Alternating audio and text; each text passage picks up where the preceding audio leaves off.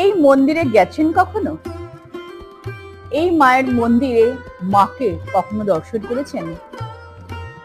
এই মা কোনো ভক্তকে খালি হাতে ফেরান না। এই মায়ের মন্দির ও মায়ের ইতিহাস জানলে অবাক হতে হয়, কারণ অত্যন্ত আশ্চর্যজনক ইতিহাস। আজকের আলোচনা করব আমাদের সবচেয়ে প্রিয় নৈহাটির বড় মাকে নিয়ে।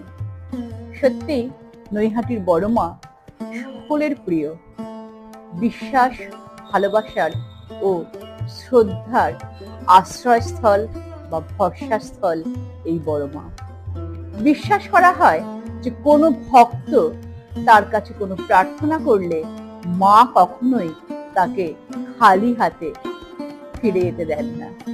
আজ এই বড় মায়ের রূপ ও তার চমকে দেওয়ার ইতিহাস নিয়ে আলোচনা করব এই পর্বের মধ্যে।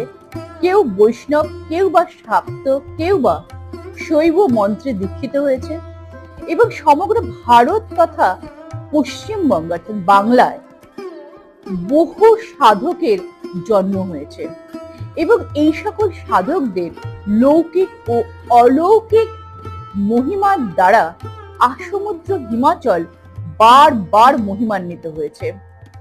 তা সে রামকৃষ্ণ পরমহংস দেবী হন বা রামপ্রসাদী হন বা বামদেব হন, সারা ভারত তাদের শ্রীচরণে আশ্রয় গ্রহণ করে ধন্য হয়েছে এবং এই সকল সাধকদের কাছ থেকেই আমরা মায়ের অলৌকিক রহস্যের কথা জানতে পারি, মায়ের অপার করুণা ও লীলার কথা জানতে পারি।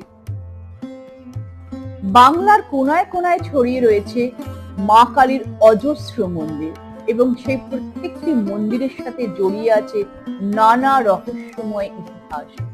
এবং এই সকল মন্দিরগুলিতে শুধুমাত্র শনিবার ও মঙ্গলবার দিনটি পুজো হয় এমন নয়, বিভিন্ন তিথি ও অমাবস্যাতে ধুমধাম করে মায়ের পূজা আরাধনা হয়ে থাকে।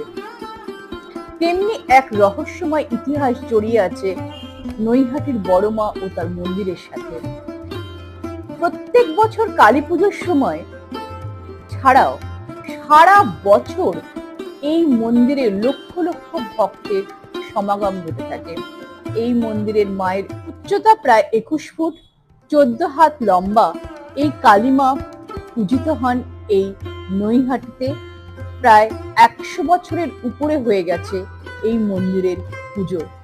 সমস্ত ধর্মের মানুষরা এই মন্দিরে আসেন তাদের মনস্কামনা